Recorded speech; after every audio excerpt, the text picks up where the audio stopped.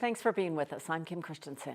I'm Jennifer Meckles. Students, faculty, and staff at Evergreen High School are preparing to return to campus this week as they recover from the devastating school shooting. On September 10th, the 16-year-old student shot and injured two of his classmates before killing himself. Those two injured students remain hospitalized tonight. As the Jefferson County Sheriff's Office continues their investigation, leaders at Evergreen High School say the faculty and staff will return to work tomorrow.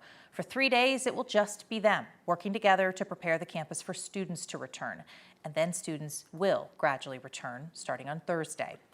In a video message posted earlier tonight, the EHS principal says there are some changes to the school. Floor and carpet tiles were replaced, and there are EHS Cougar posters on all of the doors. It's because first responders marked some of those doors during the response to the shooting to show that the rooms had been cleared. The principal says those doors will eventually be replaced. She wants families to know there is a new full-time school resource officer and many other security measures in place, and mental health resources will also be available. She had this message for her community. As we move forward together, one thing I am certain of is that this school and this community hold the most incredible, the most courageous people I have ever known. This community is strong, and it will continue to be so as we take these first few steps together. Students at Evergreen Middle School went back to school last week. Yeah, they too continue to process the emotions brought up by this shooting and being in the classroom again. Our Angeline McCall spoke with a mother and her daughter who are trying to help. After tragedy touched the Evergreen community, healing won't be able to come without help. I just hope that people realize that they're not alone in this. I honestly was just trying to look at ways to heal. Mom Kayla Barrett and daughter Eloise hope a small step will come with these messages after the shooting at Evergreen High School. I know they're hurting, and I know they're healing, and I know they're processing, and I know they're sad. And the parents are sad for these kids because their innocence was shattered that day, and they'll never be the same. On Saturday, the Barrett family spent 3 hours knowing this is the space where kids are dropped off and picked up at the middle school. Since I'm a student, I can see that everybody is just in a different mood. Nobody's really happy at the school anymore. And so I just felt like this would help us all as a middle school try to get better in the whole community. And for so many middle schoolers, they have siblings in high school and friends where the shooting happened. I know everybody's trying to heal the high school, but I just feel like the middle schoolers are feeling it too.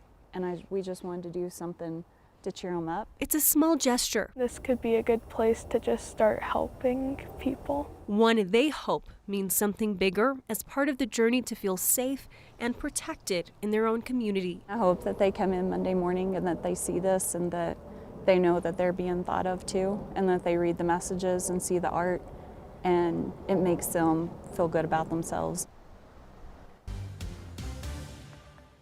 Had a little rain at Loveland Pass to finish off the summer. Fall begins tomorrow. We won't have to wait too long for that first big storm of the season. 9 News Chief Meteorologist Kathy Sabin is with us. And I mean, not here right in the city, but things are happening.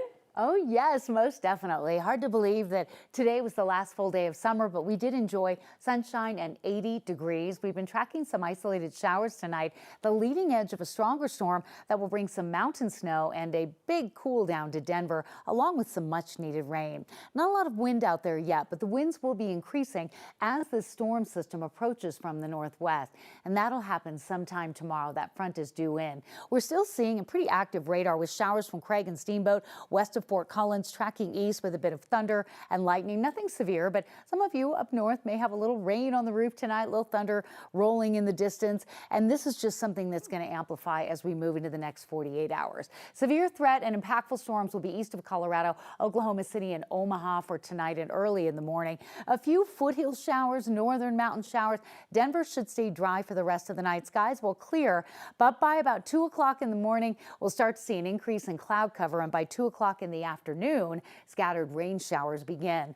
Temperatures are going to bottom out in the mid-50s overnight. Coming up, this storm is going to bring snow in the mountains down to about 9,000 feet. The timing and impact of our first fall storm is just ahead. A team from the National Transportation Safety Board is headed to Wyoming. They're going to investigate the pipeline rupture that led to a train fire seen all the way in northern Colorado. The rupture was reported just after 1 o'clock this morning west of Cheyenne along I-80. It happened close to a Union Pacific train carrying hazardous material. None of that hazardous material was released. Firefighters put out that fire. No one was hurt. The NTSB says their team is expected to arrive in Wyoming tomorrow morning.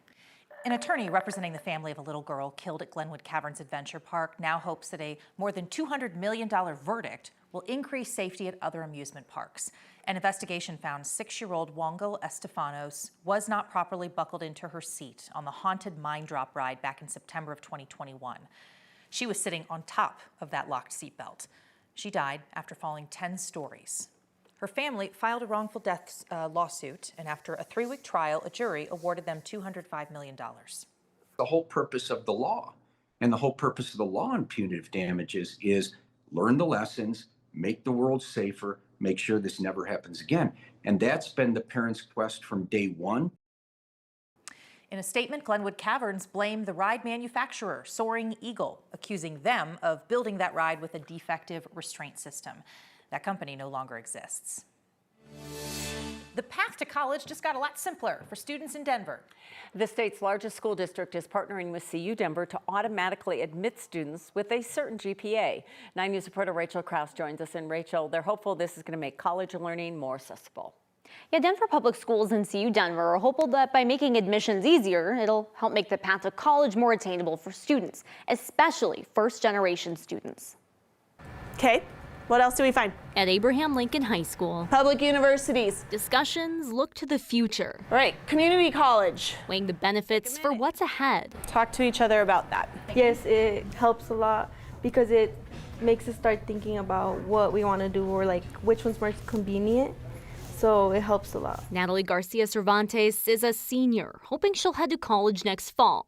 The decision? Daunting. Yeah, it is. That school stress eased by a new partnership between Denver Public Schools and CU Denver. It's exciting. It really is. Katie Ginnatazio with the school district says DPS students with a 3.0 GPA and up will be automatically admitted to CU Denver. I think this is huge. We're telling families and students early on that their DPS diploma is valuable not just to us, but to the community. The district says nearly 60% of the class of 2026 had that qualifying GPA at the end of their junior year. That'd be more than 2,300 students eligible to be automatically admitted. I'm really excited to see how many students will be walking through our doors next fall. Krista Diaz with CU Denver says they hope to reach students who never thought this dream was attainable. These are students in our backyard. These are students that maybe they thought like, oh, I'm not going to apply. Maybe it's not for me or I can't get in. We want you to come. We're excited for you. You belong here. Students like Natalie and her family, she'd be first. First generation to me means making my parents proud.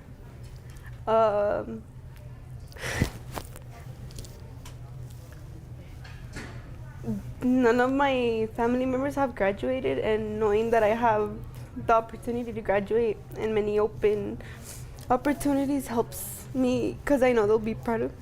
This partnership, a path forward to her bright future. It will probably change my decisions, but in a good way. CU Denver says they're ready to handle any added demand that this will bring to campus. DPS says they already have 2 other college partners for students who want to go to college at MSU Denver and at CSU Pueblo. They hope that this program will make a positive impact for their grads. Rachel Krause, 9 News.